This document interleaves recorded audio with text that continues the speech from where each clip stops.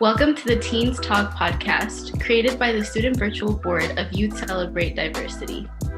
YCD supports students and teachers organizing locally, educating themselves and their peers, and taking action for inclusion and social justice. For more information, visit ycdiversity.org. In this episode, board members Rediet and Etsub talk with two leaders of the Black Lives Matter movement, one in Denver and one in Albuquerque, about their work for racial justice. Welcome to this episode of Teens Talk Black Lives Matter edition. My name is Etsub Burku. And my name is Rediet Mogus. And today we have with us Nikki Arch and April Alexander. And before we get this episode started, we wanted to give you guys an opportunity to introduce yourselves to anyone who's listening. So take it away. Well, I guess I'll go first. My name is Nikki Archuleta, and I am the founder of Black Lives Matter ABQ, the branch out here, and a lot of my work has just been rooted in Black liberation, but I think more specifically centering Black voices that are not usually amplified or heard, and I think that it's really important with the space and platform that I have to elevate and protect and amplify the most marginalized voices in the Black community. But outside of that, I also have a podcast, and I also do poetry and other things like that, but all of that is centered around my identity and my community's, historical context, past and present. So, and thanks for having me. I'm incredibly excited to be here. Yeah, thank you for joining us. And hi, I'm Dr. April Alexander. My position currently is an associate professor in psychology at the University of Denver. My background and training has centered around clinical and forensic psychology, which is simply the intersection between psychology and the legal system. That over the years, a lot of my research and clinical work have conceptualized that differently through the years. I think that's what led me to my work as a community organizer with Black Lives Matter 5280, which is a Denver chapter for the movement of Black Lives, and just doing a lot of work with their educational squad and a lot of our community outreach efforts. So that's just a little bit about me. That's really cool. A question that we had for both of you was, what is your personal history with racial justice movements, and how did you find the passion for the work? I think for me, it started off in my work in forensic psychology. That for me, I've been working in jails, prisons, state hospitals, juvenile residential treatment facilities. And when you're embedded in the systems, you constantly see the inequities. I think what moved me into this movement was working with adolescent boys in a residential treatment program or juvenile detention facility in Alabama.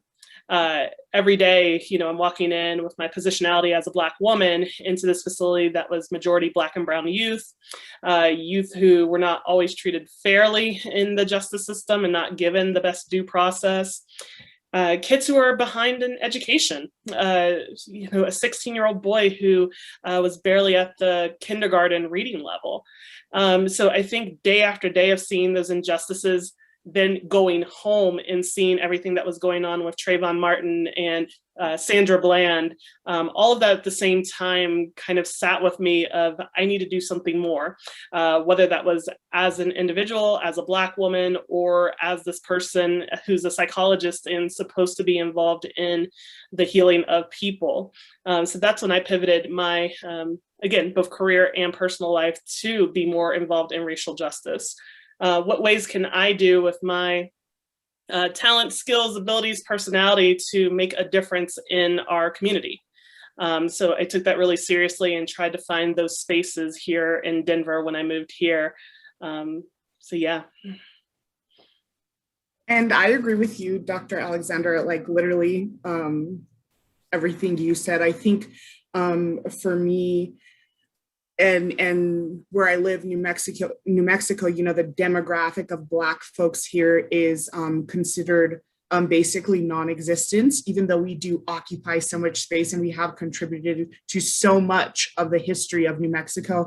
We tend to be in this space where we are not really considered or counted as a group of people in this state. And I think when I was a little bit younger, I think, you know, as a person of color, as a Black woman, in a weird, strange way, we're always kind of aware, like without being aware. Like even from a young age, I just knew something was wrong and different, and the experiences I had and my brothers had and my family had just weren't adding up to me. But it wasn't until I really got involved into organizations and groups out in New Mexico and in Albuquerque specifically, where I realized a lot of people exploit Black trauma and Black pain for their own benefit and their own agenda. And there's no real center. They're not really centering Blackness. They're not centering Black voices. They're not centering our identities, you know, our stories. And I realized that, you know,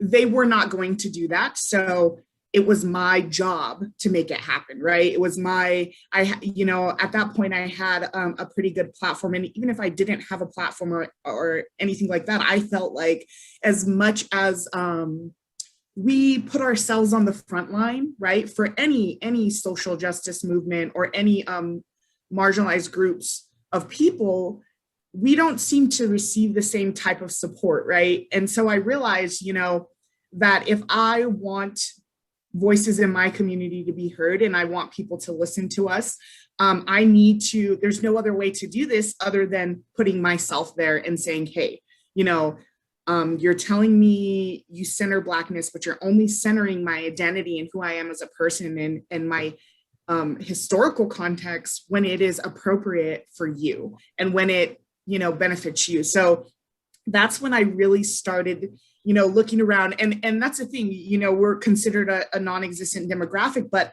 I see so much, you know, Black creation in existence here. And it was just really strange and uncomfortable to me to see that, like, we were not really occupying any of these spaces. Like, these spaces were just not, there was nothing, you know, centering around us. There was, you know, I would go into rooms and I think a huge part of that was a lot of tokenism. You know, I am a lighter complected woman, and I was allowed into spaces that, I mean, a majority of the time I knew Black women who were darker complected than me and just brilliant, right? Incredibly intelligent. I mean, I personally didn't feel like in a lot of these spaces, I should be occupying these space, right?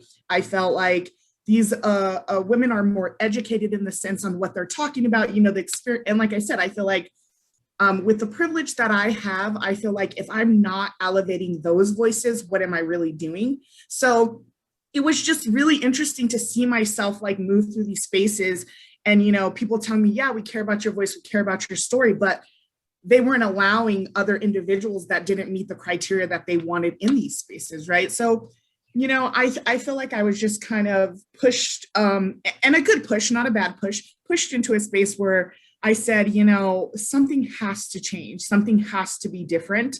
And I'm not gonna allow people to exploit not only our pain and trauma, but our joy and resilience, right? Because that is a huge thing that is exploited. And as much trauma and violence we experience, that's not all we are, right? We are still here, we're still thriving, we're still existing. And to me, that is, I mean, that alone keeps me going on the worst days. So I just stepped into that and it kind of was just, I haven't stopped since, which is, you know, great. I'm so thankful. Yeah. I think like a similar thing that like I got from both of your stories was how like you needed, like you saw in your work the injustices that so many like I feel like that's like a commonality between like most like, you know, Black activists, where we see injustice and we get angry, and you know, like we're pushed in positions where we're like, you know what, like I'm the only one that like could save me. Like it's my, like I have to step up. And yeah, I think like it's so beautiful how both of you guys stepped up and you're here today. So yeah. Absolutely. It's really crazy because I just did I actually just did a panel for African affairs out in New Mexico. And we were having this conversation about these spaces of like when it's appropriate to allow allies in, when it's not. And, you know, and we had this conversation, and it's so interesting because it's kind of crazy. You know, I see Black women and Black trans women literally as a blueprint. And I'm so inspired, right? I'm here because of Black women and Black trans women. And it's so interesting because we're having this conversation about allies and like what's appropriate. And like you said, I think it's absolutely okay for us to say, I'm going to focus on this. I'm going to focus on, you know, my people, what we're going through. And that's okay. There's nothing wrong with saying, hey, this is not a space for allies right now. You know what I mean? So yeah, I definitely can relate to that. Yeah, for sure.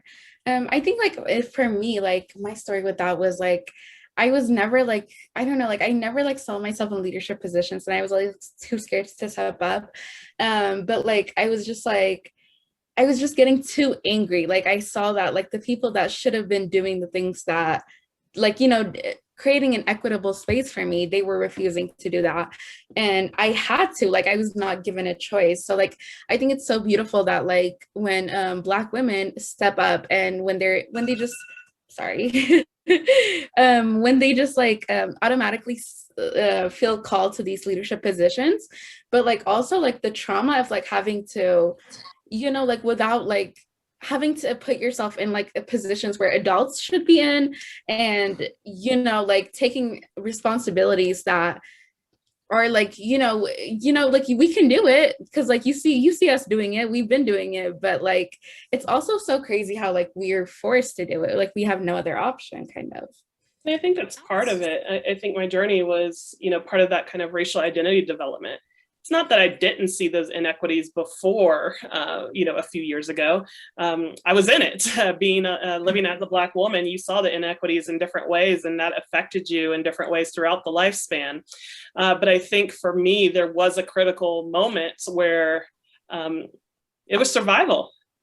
It's either I get activated now and do something, or it's going to be those around me next. That it was so immediate in proximity, that's what kind of activated me to get into that work.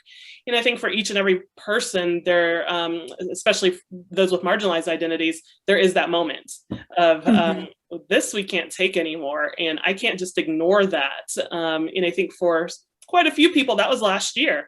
This was in my face now, and now that I saw this, I can't unsee it. So what can I do about it? Again, what are you comfortable with in your space to engage in community organizing? Not everybody's going to be out marching. I think that's what a lot of people thought last year. They're like, oh, I can't be out at protests for this, that, and the other. And some were legitimate reasons. We had immunocompromised people who didn't feel comfortable being out there because of COVID-19. But what else can you do with your, again, abilities and your comfort level to still be involved in? Yes, I can't be able to do this with the adult community, my own school, my own neighborhood, to be involved in this movement. And that's what has been so special in this time. And for me, you know, I can totally, I didn't know how much of an impact it had on me, where I went to a predominantly like minority middle school. And so we didn't really talk a lot about racism and stuff like that, because we all just were like, we face it, but we don't see the need to, you know, constantly bring it up and bring ourselves down. And then freshman year, you know, I moved to a completely new district, a predominantly white school. And, you know, going from being the majority in the classroom to like a minority in the classroom is such a big shift, especially for someone like a freshman. And so that was really when, to me, it hit me. And I was like, oh my God, like, this is real and this happens. And it's not just to Black men, it always happens to Black women, and, you know, just doesn't get the attention that it deserves. And so that to me was when I was like, I just really need to start, you know, speaking up about this and being a voice not only for me, but other Black women within my community as well. So I find that really interesting that we all, started somewhere, but, here we are today. Well, and what I also think about is I've seen this time and time again, and I think that this has just been, and I'm sure all of you can absolutely relate. I think a lot of time in these spaces, like my leadership has been doubted, right? And it's just this continuous, like, oh, like, I don't trust this. I'm not going to believe this. I can't, Nikki's in the space and she's, operating. And what I've learned is that when Black women lead, we win. We all win, not just us, we all win. And it's one of those things, like, I don't think people really understand how all of us were talking about is basically we're put in these positions by default.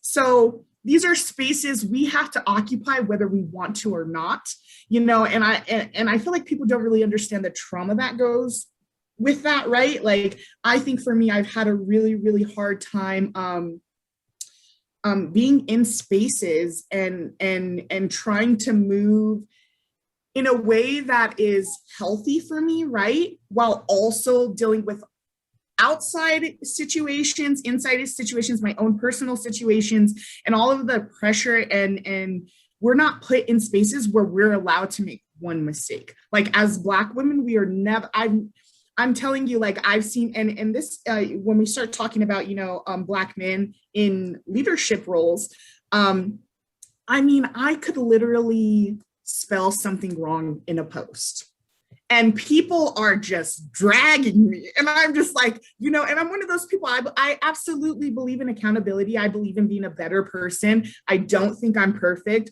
but I've seen situations, and we just recently out here, we recently just got done with like a whole community debacle because I'm consistently in these spaces where Black men are not being held accountable, right? And accountable in the sense that, hey, we're a community. We gotta do something here. We have to intervene here, like, and it's crazy because I've been in these roles consistently where I'm saying, this is not right. This doesn't look right. This doesn't feel right. And people are like, no, they would never, they would. And it's frustrating because it's like, and I'm sure you have all felt like this. Sometimes it feels so demoralizing, right? But also, I've been in so many spaces where I'm like, I'm done, I quit, I give up, right?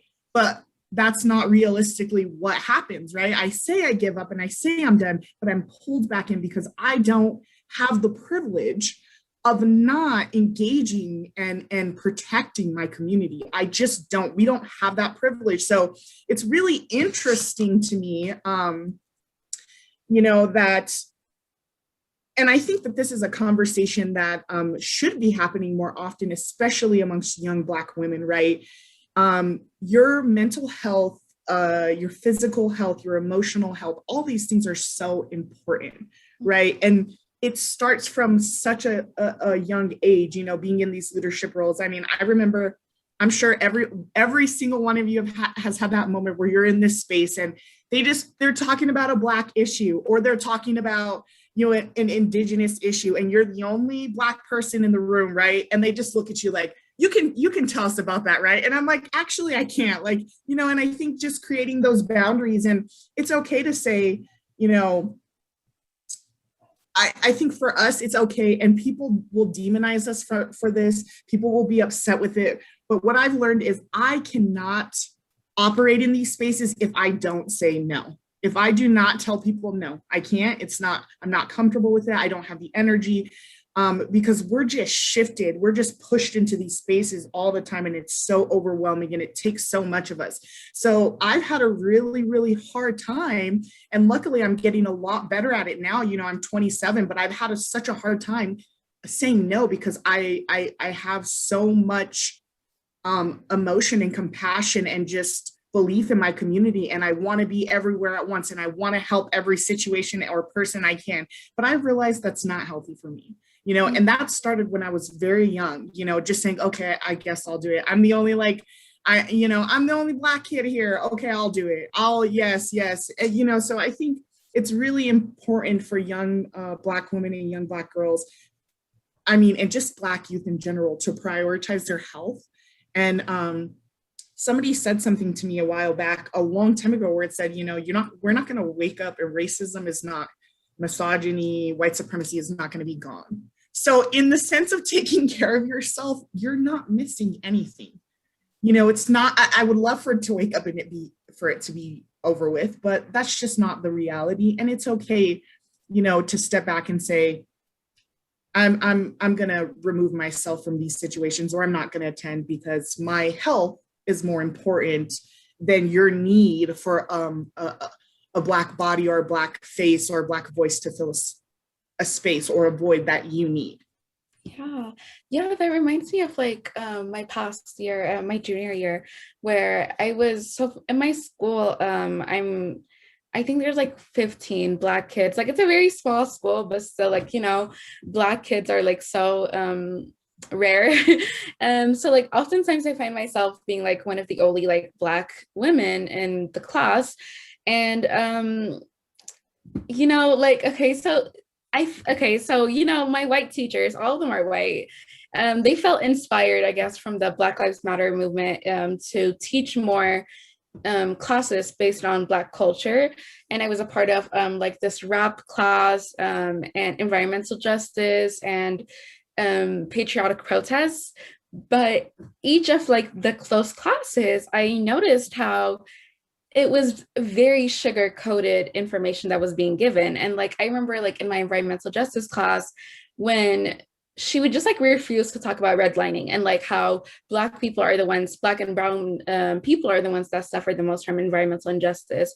And I had to continuously like push in and be like, hey, like, we're the ones that suffer. Don't forget, like, don't try to, like, you know, I don't see color type of thing.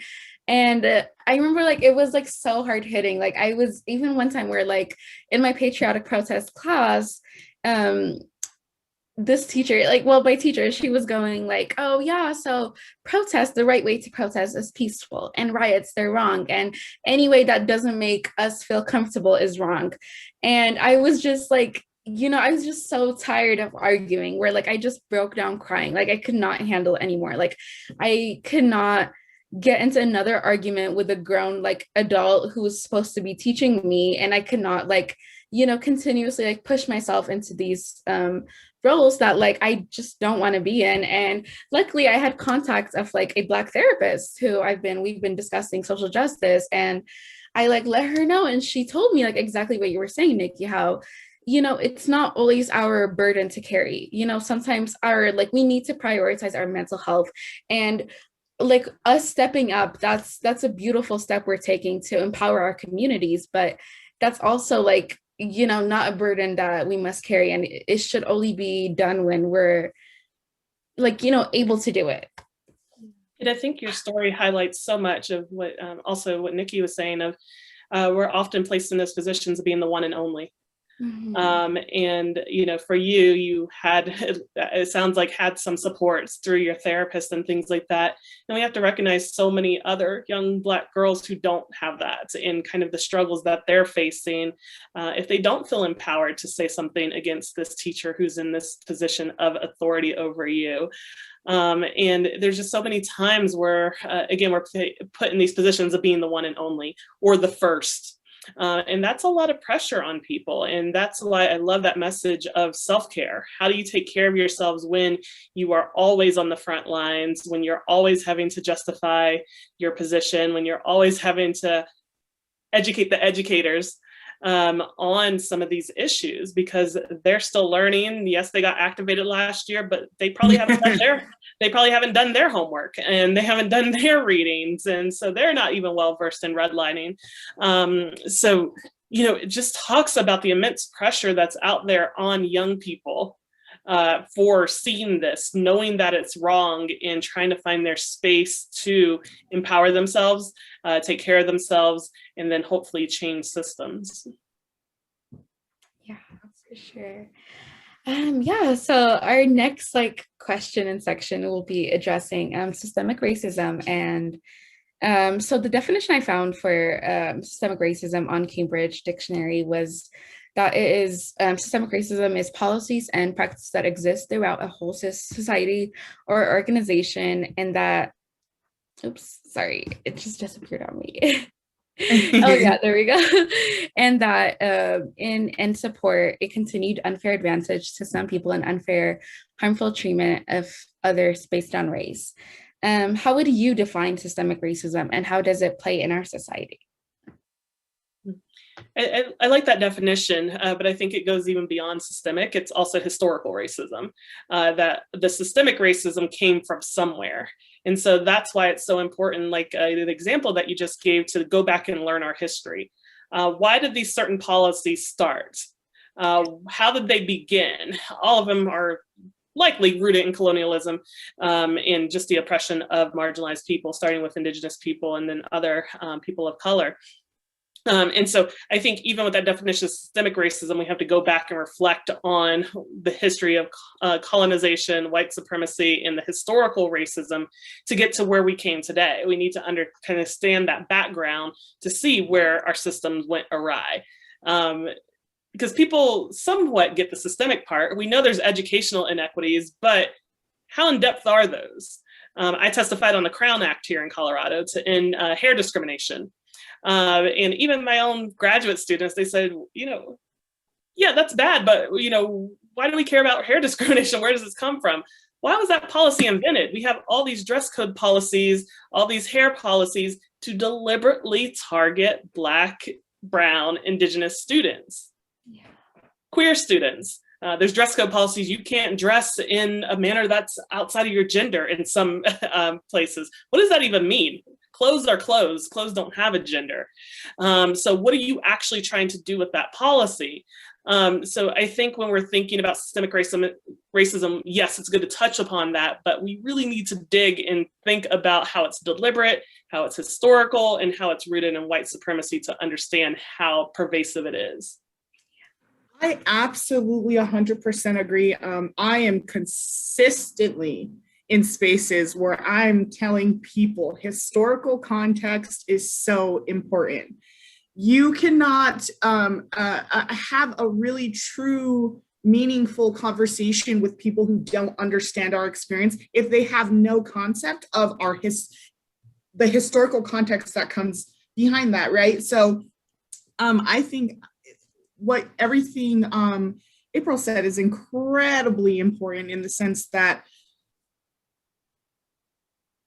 so for example, here in New Mexico, I think a lot, and I think this is the case, all around America, people think that because these personal interactions with racism, that they don't exist in the sense of like, you can't drink, this is a white water fountain, this is a colored water fountain, you can't drink out, because that symbolization doesn't exist in the sense that, like, I mean, people still do crazy things like that, but it's not the norm in the sense of society right now here in this point. So I think people really truly believe because people get called out for saying the N-word, we live in this post-racial society, right? Post-race society. I'm thinking about all of these policies put in place that are being put in place right now about education, right? You can't teach race theory.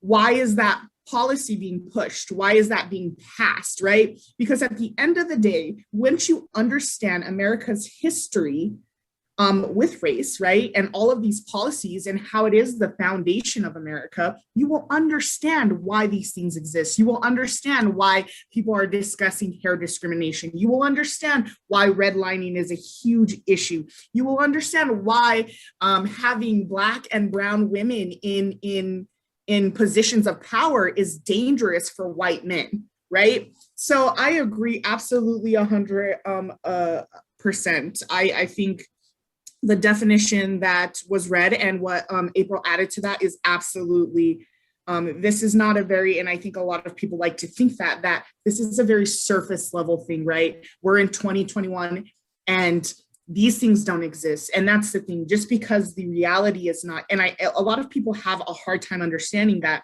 is just because the reality is not yours, or you didn't experience this, or you don't have ancestors who experience this type of trauma and pain and things like that, does not mean it does not exist, does not mean that it's not present. And I mean, it's now more than ever thriving, right?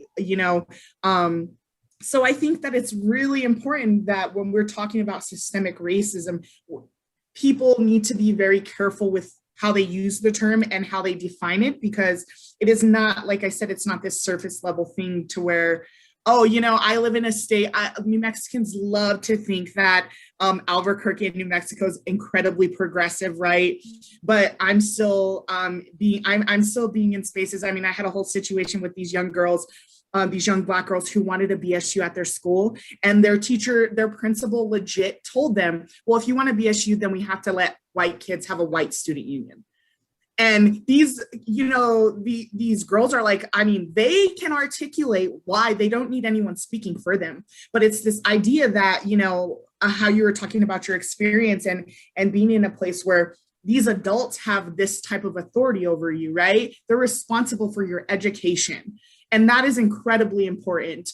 So, you know, the principal didn't really understand how that was problematic in itself, saying that to a group of Black girls who wanted to start a group because they're in a predominantly white institution. Nothing is centered around their identity. And when it's centered around their identity, it's not, one, realistic, it's not truthful, right? It's in the surface level of what, you know, the Black experience is in America. And, you know, he was just, oh, well, I just only think it's fair. You know, there's historical context behind these things. And in order to work this stuff out, in order to actually move forward, you know, and for me, I think a lot, you know, Black women and young Black girls, we are, you know, our whole existence is in hope. But at the same time, I absolutely believe that we are realistic. And to sit here and not have these conversations and about what really happened, as painful and as hard as it may be, we're not going to go anywhere. We're going to keep pulling Band-Aids off. When it bleeds through, when it scabs over, we're going to put a little peroxide on it and we're going to put a Band-Aid back on it. And we're going to have to take the Band-Aid off again. And we're never going to fully, you know, get past that spot into healing until people can confront the historical context that has bled over into present day, into 2021, you know, so I absolutely agree. Yeah, and, you know, something I wanted to add on was just like, I feel like when people think about systemic racism, they only think of it through the perspective like of policing and all of like the deaths that are, you know, happening with Black men and police and all of the, you know, interactions we have with police as Black people. But, you know, like April mentioned earlier, there's so many different sides to systemic racism. There's the education aspect, there's the housing, and there's funding and all that. Like, it's just so much. And I think the fact that people only know one side to it just shows how much educating we need to do. And, you know, this is not me saying, oh, I know everything about systemic racism. I myself have so much to learn. And, you know, this like podcast itself is a learning experience for me. But I think especially for our white allies and just for other people who are not Black, there's definitely a lot of educating that needs to be done, because, you know, we're not just disproportionately affected through the criminal justice system, but we're disproportionately affected through every single system within this nation. And so I think that's something that a lot of education needs to be done, you know, on. Yeah. And I just want to add, it's not your job, because this is a place, I'm so passionate about this aspect. It's not your job to educate those people. It is not your job. I think we are, especially, you know, youth. I mean, up until this day, I would prefer to have conversations with younger people because adults are just crazy. But it is, I continuously hear that phrase. Anytime I'm in any type of dialogue, it's, oh, but isn't it your job? Isn't it, if I don't know, shouldn't you tell me? It is absolutely not your job. If we ever want to move past this, if we ever want to be in a post-racial society, it's their job to start the work. They need to do the work. It is not your duty. It is not your job. And I feel like I'm sure you have all been in plenty spaces where you get that pushed off onto you, like, oh, well, if I don't know, teach me. No, absolutely not. If they're not paying you, and this is, Black women have told me this 100 times, and even when they are paying you, you don't owe them anything. If they are not paying me, if allies and non-Black folks of color are not paying me, I'm not performing trauma for people. I'm not going to do that. But if you're not paying me for this education that you want so much and you value so much, then I don't know what to tell you. You need to open a book, Google it, figure it out on your own. I don't, that's not me. Yeah, that reminds me of so during Black History Month, my school, for the past 3 years I've been with them, they have not done a single thing for Black History Month, have not mentioned it, have not spoken about it. And I've experienced so much racial trauma in that school where it's I don't know, it's been I've had such disturbing experiences where with racist teachers and racist students too. So I found it this year, I was you know what, I'm gonna speak up and I'm gonna point it out to the principal, why are we not having this when every other school was having some sort of acknowledgement of Black History Month. And when I emailed her, she emails me back okay, well, if you want to do something, you can do it. It's not my responsibility, you can figure it out, type of thing. And I did take it on as a I was you know what, she's right, it's my job to educate them, I'm actually passionate. And it was just so overwhelming for me. I was already dealing with so much throughout that year that my mental health could not take it. And she kept pushing this agenda of well, you want to do something about it, then you do it. I'm not going to do anything for you. And finally, that right there is systemic racism. Yeah. If you're not, that's the example, right? If you're not willing to, as an administrator, embed that into your work, into your curriculum, and young people are talking about this right now, of their curriculum doesn't represent them. It never has. And so for an administrator to say that they're not going to actually force their teachers, their staff to integrate that, that's the example right there of systemic racism. Yeah. And again, the unfair labor, the invisible labor, often invisible labor that's placed on Black women. Yeah, definitely. And I feel it took that experience for me to be you know what, I'm done being nice. I should have called her out. I should have been this is your job. I'm not the teacher. I'm not the principal. This is your responsibility. But instead, I took on the role that Black women are often forced into, where I was you know what, you're right. I'm sorry. I will do everything. I will take this burden on, and I won't bother you with it. But yeah, that was wrong. Yeah, absolutely. And I feel a lot of Black, youth feel the responsibility, not just from out, from other people, but they put that pressure on themselves too, where it's if they don't see, their friends and their classmates and their peers, not educating themselves, they're okay, I have to do it for them. And, I feel a lot of people went through that within this past year, ever since what happened with George Floyd happened. I mean, personally with my school, they started incorporating having discussions, where we would just talk about how we felt about the Black Lives Matter protests and everything like that. And me, again, being the only Black girl in the classroom at the time, everybody turns to you. And I just kind of felt it was me being forced to represent the Black community as a whole. And I feel that's something that not a lot of people talk about, because the Black community is so diverse within itself. And so I feel that's so much pressure on a teen to be hey, as a person who's Black, how do you feel your community feels about this? I feel that's just wrong in so many ways, because it's I might have my own opinions, but Nikki or April might have completely different opinions from me, even though we're from the same community. And so I feel that's also something that schools really need to work on as well, because it's one Black person does not or cannot ever, represent the whole community. And we're absolutely not a monolith. I think you have hit on a key point, and this just goes back into performing trauma. I think when people that's the thing, a lot of allies, a lot of these spaces are really not meant for tangible change, right? So like we talked about, it's cool to march. It's all, you know, I've had these conversations over and over again. Yeah, it's great to do these things, that it's really important to show up. But at the end of the day, what are you doing outside of having Black folks sit in spaces and perform trauma for you so you can say, oh yeah, I stand with you and I feel so much better. I heard your story. You know, I've been through the whole 9 yards, people crying and, you know, people crying like, oh my gosh, like I was never able to relate. And it's like, no, you cannot relate, right? You can't, it's not your experience, one. But also you sat here and you told me how much you supported and how much you cared.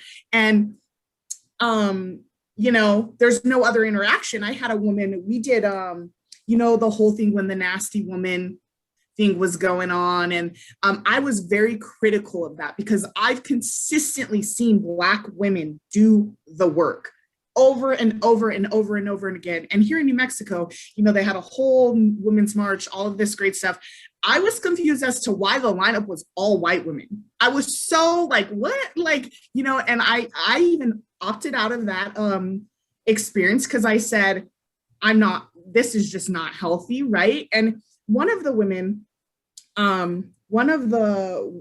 this older white woman, she messaged me, right? And she was like, how can I help this, and this, and this, right? And I told her exactly what she can do outside of attending marches and protests, right? Because even then they're not willing, a lot of allies are not willing to put their bodies on the line. And that's incredibly problematic. What are you really doing in those spaces if we're in the front and you're in the back taking selfies? Like, how does that protect us? How does that create any type of change? How does that push us forward? It doesn't. And I told this woman what she could do, and her message back to me, and I was just so angry. Like, I just was like, and when I seen this woman, you know, I let her have it. But she literally asked me, right? I did the labor for her and told her what she could do. And her response was, well, you know, now that Trump is elected, there's just a lot going on and I just really don't have the time to do that. And I'm angry because I'm like, you made me do labor to help you be involved, which I did not have to do, right? Only for you to come back and tell me that this is not a priority for you. You know, Black women and children, Black folks dying, right? Violently dying on display for the world to see. You'll share that. You'll share those things over and over again, right? You'll share those images. You'll tag your Black friends in those images. But when we tell you what you can do, you have a problem with it. So it's like, I think it's tough because we're in these spaces where people want us to educate them, right? And I tell allies that anytime I'm in a space with allies, I tell them, you know, basically this is your time to be quiet. You need to listen. Listen to understand, not to respond. You need to hear us. We will tell you exactly what you need to do. When you say, well, I don't know what to do, it's because you're not listening, right? And I don't think it's fair to put you all in spaces where you're put in a space where you have to talk about, you're performing trauma. You have to talk about your trauma and your pain and, you know, evoke some type of emotion, you know, and I learned that what I've learned, because a huge chunk of my life, especially in college, I spent so much energy trying to get people to understand me as a human being, right? In our community as human beings, we are the same as anyone else, right? We're trying to live and thrive and create and be happy. And what I've realized is people, no matter what you say to them, you cannot force them to accept your humanity. You can't force them to see you as human. And if that's the case, why not be authentically yourself? Authentically in your Blackness, authentically saying, hey, look, I don't want to entertain these ideas. Y'all can talk about how you can help the Black community, but I'm not going to sit here and tell you my experience so you can get some type of good feelings inside. Meanwhile, you know, I can't go home and say, you know, I'm going to take a break from being Black today. So I think, yeah, I agree with you. It's absolutely unfair for schools to say, let's have a conversation and then force you into a space where you have to relive trauma to make them say, oh, hey, maybe I'll go to, you know, I have this one Black friend and she was telling me about her experience and it was pretty screwed up. So maybe I'll go to a march. Like, no, they don't deserve that energy from you. and it's okay. Like I said earlier, it's okay to tell them no, and even if you don't want to speak, even if you don't want to have that interaction, that's your choice. You have the right to choose those things, so that is just, ugh. You remind me of like this experience I had on Juneteenth. So I decided one of the ways I was going to celebrate Juneteenth was by volunteering at a community garden in downtown on like Colfax and 16th, I think. I don't remember. But it was, so when I was volunteering there, I got partnered up with this white woman and I was like, oh, so like, are you doing anything for like to celebrate Juneteenth? And she was like, oh, what even is that? Like, I need to like look that up. And I told her about it. I was like, I was just trying to be like a bit understanding. And she was like, oh, so like, do I have to like be nice to Black people? Like, what am I supposed to do? And yeah. So I was like, you know what? It's okay. She's not educated. Like I listed out things that she can do. I told her about like celebrations that are going on. I told her how she can donate and like educate herself. And she was just confused about like justice, like social justice. And I told her, like, I recommended her How to Be an Anti-Racist by Ibram X. Kendi, like if she wants to start educating herself. And after like I literally talked for like 5 minutes, like telling her like where she can get started, she goes, it's just crazy. Like, I don't even really know where to get started. I was like, do you want me to list it again? I was very like, it was a very interesting like conversation because like I think like that was the first time like this summer, like I've been in I don't know if you guys know like YASPA, the program here in Denver, actually Aurora, I think. I've been in that summer institute and we've been learning about how to take up space and actually speak up about like what we're passionate about, not keep it just like, for like the weekends and like when we're in like our Black spaces. Mm-hmm. So like I was like, I really forced myself. I was uncomfortable and like I took it as like my turn to like finally like speak up about my passion. And it was just like, it was a very like weird experience to see her like completely like, take it in one ear and then like out the other, like completely ignoring me. And yeah. Wasting your time. Yeah, I think Nikki highlighted that earlier, that I have, I learned that I needed to be more mindful of what spaces I enter. Because I was having those same reactions, that when I'm doing these trainings on microaggressions, on cultural humility, and then what can you do? I did the same thing, list out the things you can do. And then at the end during the Q&A, they're like, so what can I do? And I'm like, so you're not invested. Or they're like, well, how do I confront the microaggression? I don't want to hurt their feelings. I'm like, well, that already hurt people's feelings. So calling them in is what you're supposed to do. They're like, how do I do that? I'm like, tell them it's wrong. That's it. And they're so baffled of, oh my gosh, because they've been in spaces where people have been saying offensive stuff all the time. Mm-hmm. And they just remain silent. And so they're not comfortable among us who are taking up space and are refusing to remain silent.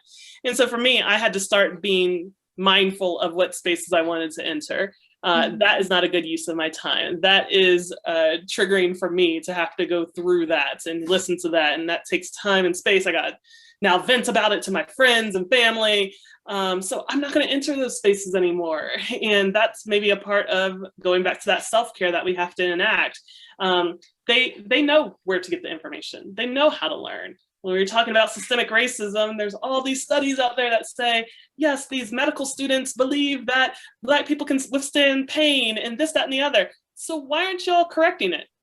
Mm-hmm. You've known this for decades, centuries, so why aren't you correcting it? You're opting not to.